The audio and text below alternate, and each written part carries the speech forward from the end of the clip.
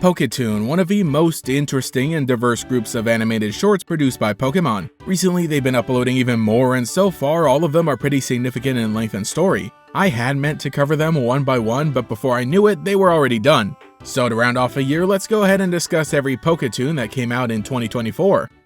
This episode is Angry Primeape Observation Diary. It follows a kid spending time with a Primeape, noting that they're always angry as we know from Pokédex entries, so he sets out with the goal of making Primeape smile, or at least make an expression that isn't angry. What follows is a series of wacky events where he tries every little thing a regular Pokemon would find enjoyable, only to go a little too far or do something that Primeape doesn't really like. The animation for this one is really nice. It kinda leans more into a storybook visual, which makes sense because it is presented as a report coming from a diary, but it also captures a nostalgic feeling, especially with the colors used. Primeape itself is really funny. I know we normally see it as being that weird angry Pokemon, but I think this animated short helps to make it feel even more endearing, really bringing forward the monkey and pig inspirations, which are typically cutesy animals in cartoons and video games. Again, putting a Pokemon like Primeape in this funny, colorful world is a perfect contrast to its personality, while also emphasizing how actually appealing the design is. I love the part where instead of exciting things, they decide to try something relaxing and hang out with the classic no thoughts head empty Pokemon Psyduck, Slowpoke, and Quagsire, in order to get some rest and maybe see Primeape with a more relaxed expression. Of course, that doesn't work out either. About half of the entire short is a montage of these various activities that might make Primeape feel anything other than anger.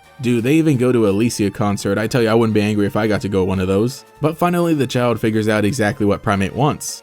It wants to train and battle and become even stronger. This whole little sequence during the sunset looks like it could become intense or emotional with how good the lighting is, but it's so cool that this is a moment that begins the most exciting part. So they begin battling other trainers and their Pokemon, and yeah, we don't really see every battle, so I like the cute little recap that they do here. Again, going with the storybook aesthetic works out perfectly. What matters the most is the final battle, and oh my gosh, the animation takes an insane step here, and with the way the music builds up, you could almost swear you've watched a whole feature-length movie following these two. Now, having reached just about the very top, this has to be where Primeape finally smiles, right? Well, it definitely goes through a change as it evolves into Annihilape, and it's a nice touch how this resembles the video game evolution screen he's even spinning.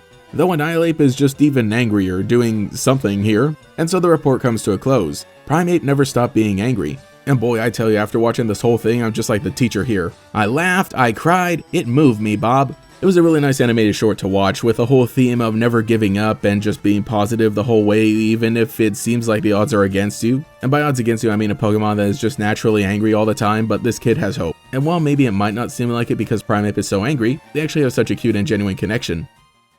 Riding on Gogoat. We start things off in the Kalos region, and dang, it's pretty cool to be here knowing the game that's coming out next. It wasn't meant to tie in directly, but it's doing a good job getting everyone excited. We follow a young boy named Julian who attempts to walk to school despite a knee injury that is clearly bothering him. While sulking, a Gogoat offers him a ride, but he's a bit too prideful to take it, saying he didn't call for a taxi. But if you'll notice, this one doesn't have the same saddle, so it's just a wild Pokemon. It eventually picks him up and they ride through the city, and their adventures here take up most of the short, but dang if it isn't gorgeous. They pass by so many people and Pokemon, and almost every scene could be a desktop wallpaper. They're really showing off here. I also like getting to see Gogoat use Vine Whip to manipulate things. I know that's something that we see other grass types do, but honestly we haven't gotten to see much of this Pokemon despite it being one of the Kalos mascots. Anyway, after stopping for an Oddish crossing, we get a flashback to when Julian got upset at his friend Lucas, who was only stopping to help out a Budu, but resulted in Julian getting hurt. So his time with Gogoat really shows him that it's okay to stop and help someone out or just enjoy where you are. They catch up with Lucas and the two reconcile, ending with both of them riding on Gogoat to make it to school in time. I really like this one. It just has such immaculate vibes, and I appreciate the attention to detail for all the residents that we pass by, and showing some love for a Pokemon that, like I said, we haven't seen a lot of was a great way to present another great Poketoon episode.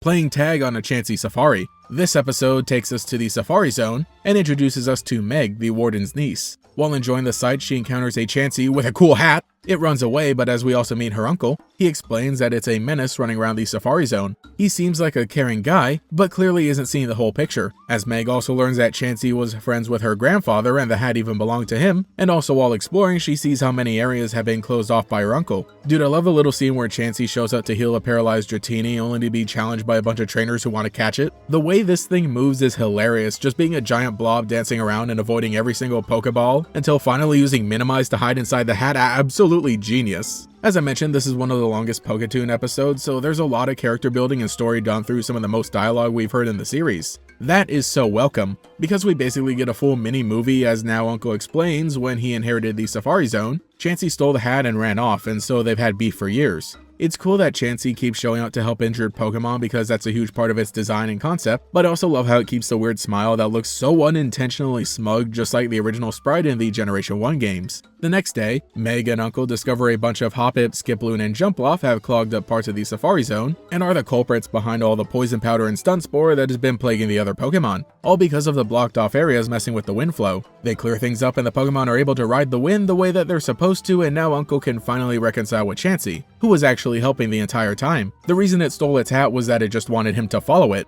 so now he gets the hat back and Chansey leaves, following Meg by shrinking down and fitting inside her bag and again causing some trouble here and there. This episode was really good. Not to say that the others weren't for being lighter on story, but this one really takes advantage of the concept, runtime, budget, voice cast, everything. And having a nice soft and goofy art style allows the characters to be so exaggerated, and like I said, turning Chansey into this extremely powerful blob was the funniest thing they could have done. Yeah, this one is so charming and adventurous, I'm a big fan of just about every choice made here. Before moving on to the final big Poketoon, I do want to mention that there were also 4 YouTube shorts released alongside the full episodes. They're still enjoyable in their own right, but of course more limited by the shorter runtime. There's some nice animations. The first one just plays a little song while Pomo, Pommy, and Pomont dance around. That's kind of it, though it is pretty cute seeing it interact with these people out for a picnic. The second one features a mass outbreak of Paldean Wooper and Clodsire just being their weird dopey selves, while this #1 Wooper fangirl hangs out with them. The next one follows this guy as he grows up alongside a ducklet and features little vignettes of their cute adventures throughout the years, and it just hits so hard because it's literally just some guy and his duck. But it manages to be so heartfelt in a short amount of time. The final one is pretty neat, having an art style more reminiscent of 90s anime, with this girl and her Capsay kid battling other trainers and Pokemon and encouraging each other. It feels a bit like a gag, but it is pretty cute. And now on to the final episode.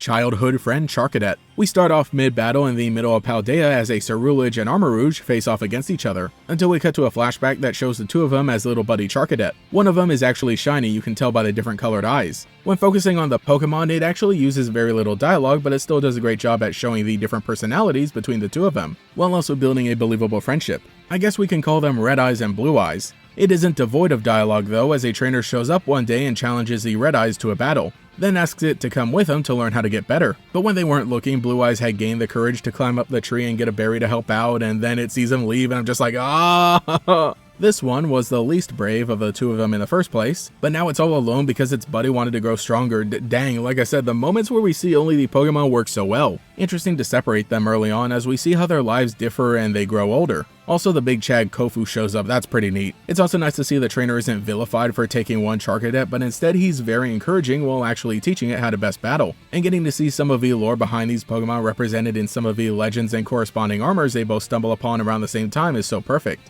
The poor little baby Blue Eyes had to live on its own and fight off a Gengar, so I'm all for the edgy Ceruledge afterwards as they both evolve at the same time. The way that this battle between Ceruledge and Gengar finishes up with the Blade Blast bouncing off the Bronzor, like I love when things are thought out so well. While there's a tournament being held in Mesagoza, Ceruledge shows up to crash a party, and now we have the fateful battle between both forms. They each have different fighting styles reminiscent of how they grew up, with Armarouge following the trainer's orders at first, but then fighting on its own justly, while Ceruledge is deceptive and acts on its own. In the end, Armarouge is victorious, but again I like how the trainer doesn't see it as saving the day from the evil Pokemon as the crowd makes it out to be. It was more of a personal battle they needed to have to reunite and show each other how much they've grown. They even get a little moment together as they both lay down, showing that on the inside they're still the same, though kind of a bittersweet ending where Ceruledge doesn't stay with them afterwards. I mean, I get it, the point is that they each chose their own future, but also man, I just wanted them to be together forever. This one is really good, such a strong ending for this batch of Poketoon episodes. I think the Primeape and Gogoat episodes were great and impactful in their own ways, but the Chansey and Charcadet ones kind of prove how much you can do with a longer runtime. Overall, in a year that felt like not a lot happened for the franchise, I'm really happy with everything that we did get, and these Poketoon episodes were the perfect way to round out the year. At some point I would like to go back and talk about the older ones, but I felt that for now let's keep it timely and focus on these ones. That again I had meant to cover as they came out, but I just fell behind. So let me know what you think in the comments below and tell me which episode was your favorite. Also, what Pokemon would you like to see featured in future episodes? Anyway, I should get going because I kinda want to rewatch all of them and really enjoy my Saturday morning Poketoons. Thank you to every channel member for your continued support, including the Great Gators, Alex with Shiny Hunts, Tyler Hopper, Lockadox, Koi13, Cemetery Hill, Cosmo Zero, Rainfrux, Cheez-It62, Gator Kid 509, TF, Mathaclog 947, Taijirai, Justin R, Phantom, and Quago. If you would like to support, see your name here, get access to emotes for comments, live streams, sometimes early videos, and our monthly members only podcast, you can become a channel member today. You can also follow me on Twitter and Blue Sky as well for more memes. Anyway, this is Gatorax, and I'll catch you all later. Pokeball, go! Ash, have you had your breakfast yet? Mom, I'm busy training. Ash! Okay. Bulbasaur, cereal, now!